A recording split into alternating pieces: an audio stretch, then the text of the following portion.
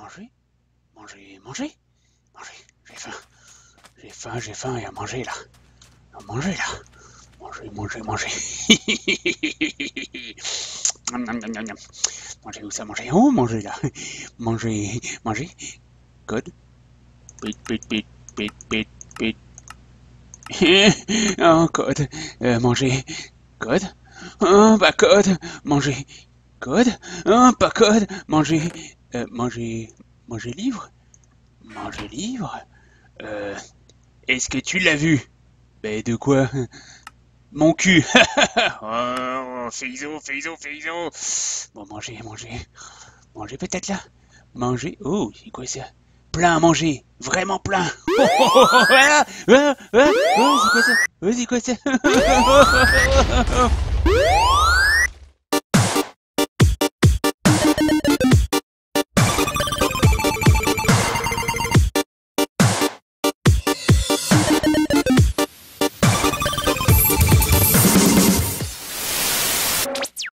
Salut à tous, c'est Professeur Glitch aujourd'hui pour un nouveau Minecraft Mode Test. Alors aujourd'hui nous allons passer en revue le Security Craft Mode. C'est la version 1.8, donc c'est la dernière version qui comporte encore quelques bugs car elle est toujours en cours de développement.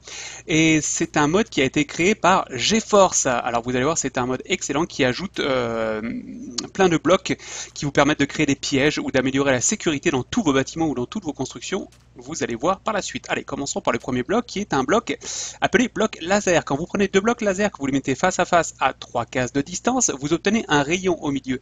Un rayon qui agit exactement comme de la redstone, donc qui peut vous permettre voilà, de déclencher des événements. Comme ici, par exemple, ouvrir une porte. Nous avons le keypad. Le keypad, lorsque je clique dessus, pour la première fois, on peut setter un code. Moi, j'ai déjà seté un code pour celui-ci. Maintenant, je vais rentrer le code qui est facile, quadruple 0. Voilà, et quand je rentre mon code, pareil, ça agit comme de la redstone et je peux ouvrir ma porte. J'aurais aussi pu mettre une bombe ou quoi que ce soit, hein, ou faire des lignes de redstone en fait pour créer un circuit à partir de ces blocs-ci. Nous avons un scanner rétinien qui ne fonctionne que avec la personne qui a posé ce bloc. Là, c'est moi qui ai posé ce bloc, donc si je viens devant, automatiquement il me reconnaît, c'est marqué en bas à gauche avec Hello Professeur Glitch, et ça agit pareil en créant le mécanisme d'ouvrir la porte. Autre bloc, alors ce bloc là est très intéressant, je viens de le poser, donc ça c'est un bloc qui fonctionne avec les cartes cette fois-ci, c'est-à-dire que si je clique dessus pour la première fois, il va me demander quel type de carte je souhaite utiliser, c'est-à-dire carte de level 1, de level 2 ou de level 3. Admettons que je prenne une carte de level 1. Il va me demander est-ce que je souhaite que cette porte fonctionne avec les cartes de level 1 et plus ou de level 1 exactement. Moi je vais lui demander d'être utilisé qu'avec les cartes de level 1. Je sais mais je continue. Les cartes sont en bas. Dans mon petit menu. Vous voyez que j'ai la carte jaune de level 1, la carte orange de level 2, la carte rouge de level 3 et la carte bleue de level 4. La carte bleue a une petite particularité, c'est qu'en fait elle est à usage limité, c'est-à-dire 5 usages. Donc si j'essaie par exemple la carte de level 3, rien ne se passe. Si j'essaie avec la carte de level 1, telle que je l'ai setée au début, pouf, la porte s'ouvre. Bloc suivant, bloc très intéressant. Très très intéressant. Ah, tiens d'ailleurs c'est un bloc intéressant, il me manque un petit élément que je vais aller chercher tout de suite. Toc tac, voici. Donc ça c'est un bloc que l'on peut présetter pour qu'il empêche en fait certains blocs de passer lorsque l'on passe entre ces deux blocs. C'est-à-dire quand on place ces deux blocs à un cube d'intervalle, il crée un rayon. Quand on passe dans ce rayon, il va aller checker notre inventaire. Moi je lui ai demandé ici de refuser en fait le passage des blocs de sable. Donc là je me suis mis un bloc de sable dans mon inventaire en bas. Et regardez bien ce qui va se passer quand je vais passer entre les deux blocs. Voilà, mon bloc de sable s'en va puisque je lui ai interdit de laisser passer les blocs de sable.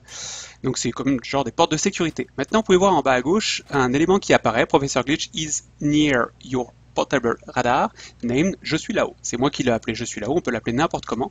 En fait, c'est un genre de beacon qui vous permet de setter une position ou setter un endroit et qui vous indique attention, je suis ici, tu n'es pas loin. Et bloc suivant, là ça c'est le bloc très intéressant, c'est que des blocs indestructibles, c'est-à-dire que nous avons une porte indestructible, une trappe indestructible, un grillage indestructible, un bloc de pierre indestructible, une glace indestructible, une barrière indestructible et certains blocs de bois tous indestructibles. Sachez que ces blocs-là, je suis en mode créatif, donc je peux les détruire, mais si j'étais en mode survie, je ne pourrais pas les détruire. Ensuite, nous avons tous ces blocs-ci. Un bloc de gravier, un bloc de pierre, un bloc de cobblestone, un bloc de diamant, un bloc de sable et un fourneau. Alors tous ces blocs-là qui ressemblent aux blocs originaux sont en fait des blocs de mine. C'est-à-dire que si je vais marcher sur l'un de ces blocs-là, ils vont exploser. Allez d'ailleurs, on va s'en faire un petit. Voilà. Voilà, ils explosent. Ah voilà, j'ai carrément tout fait péter. J'ai même un petit peu trop tout fait péter. Je vous retrouve donc dans un tout petit instant. Allez, c'est reparti, me voilà revenu. Voilà, donc j'ai utilisé du lapis pour faire ça. C'est très joli comme ça. Alors, nous avons ensuite des mines. Ça, c'est une vraie mine. Vous marchez dessus, ça explose. Ça, c'est une, comment on appelle ça, une bouncing betty, c'est-à-dire que vous marchez dessus, tout explose autour de vous, sauf là où vous êtes. Ça, c'est une claymore qui fonctionne comme toutes les claymores. Vous la collez contre un mur et pouf, ça pète. Maintenant, nous avons un objet particulier qui fonctionne avec la mine, qui est cet objet-ci, qui est un Mine Remote Access Tool. Si vous le prenez avec vous, et que vous allez sur une mine, vous cliquez droit dessus, tac, vous voyez Professor Glitch bounce a mine, c'est-à-dire qu'en fait la mine je l'ai linkée, liée avec ma remote. Maintenant si je clique droit sur ma remote, voilà, il me propose d'activer la mine, de désactiver la mine ou de la détonner. Alors je ne vais rien faire car c'est un objet qui a un glitch et si je le fais, eh bien tout simplement tout simplement, cela ne va bugger et va faire cracher le jeu. Voilà, donc ça c'est une autre type de mine. En fait, c'est une rail qui ressemble à toutes les autres rails. Donc si vous mettez une ligne de rail dans une mine et que vous mettez cette rail-ci au milieu, eh bien ça va tout faire péter. Nous avons maintenant un coffre loqué. Pareil, il faut que je set un code. Je fais un moi, toujours le même code, quadruple 0. Voilà, donc si je l'essaye, 1, 2, 3, 4, pouf, cela va m'ouvrir le coffre. C'est une fournaise cette fois-ci à code que nous avons, identique, 1, 2, 3, 4, 7 continue, si je fais 1, 2, 3, 4, 7, voilà, pareil, le coffre va s'ouvrir. Il y a deux objets qui sont rattachés à ce coffre et à cette fournaise, que sont le code breaker et l'Universal Block Remover. Alors je vais commencer par le Block Remover, tout simplement pour vous expliquer que lorsque nous sommes en mode créatif, bien entendu, je peux casser ces blocs, mais si nous sommes en mode survie, ces blocs-là sont indestructibles, tout comme les keypads. Sauf que si j'utilise voilà, ce Block Remover, là, je pourrais les casser. Nous avons maintenant le Code Breaker. Le Code Breaker me sert à casser les codes. C'est-à-dire que lui, le code, c'est quadruple 0, toujours le même code. Sauf que si je clique droit dessus, il ne me demande pas le code et je peux directement ouvrir le coffre. Objet suivant. L'objet suivant, c'est un bouton à pression d'urgence que j'ai relié à une alarme d'urgence. C'est-à-dire que si j'appuie sur le bouton à pression, voilà. Imaginez-vous ce que vous pouvez faire avec ça. Oh, je vais arrêter tout de suite parce que ça casse les oreilles. Ça, c'est deux blocs pièges. Un bloc de lave, un bloc d'eau. Maintenant, si je vais dans le bloc de lave, je suis en flamme, mais je ne vais pas mourir. Si je suis en mode survie, au contraire, même ma vie va remonter. Et si je vais dans ce bloc d'eau, par contre, dans ce bloc d'eau, je ne vais peut-être pas être enflammé, mais par contre, je vais mourir. Je vous laisse regarder hein, dans la petite fenêtre que je vais ouvrir, comment est-ce qu'on construit ces deux blocs qui sont des pièges, puisque en fait la lave nous sert ne nous est pas létale, tandis que l'eau, elle, le devient ici. Allez, dernier petit détail, et pas des moindres, c'est le Universal Block Modifier. C'est-à-dire qu'en fait, avec cet objet, je peux modifier certaines caractéristiques d'un bloc. Je peux modifier en fait les laser blocks, les keypad reader, l'inventaire de scanner, le radar portable et le scanner rétinien.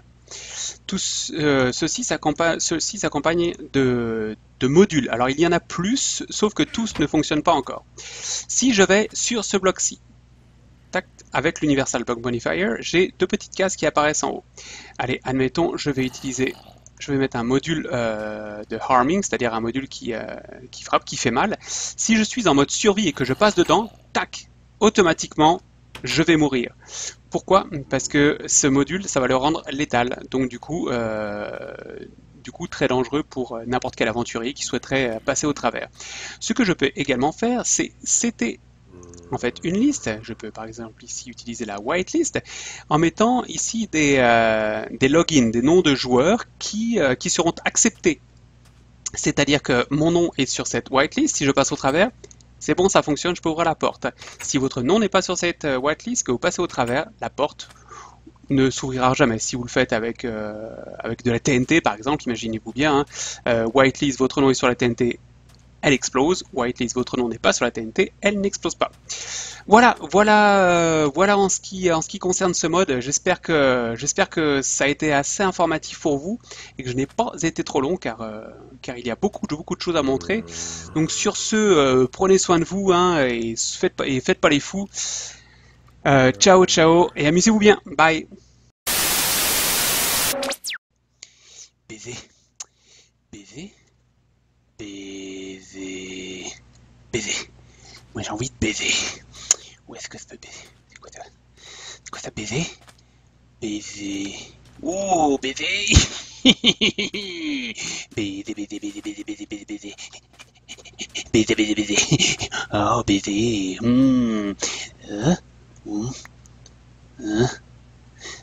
Pour baiser, c'est ici.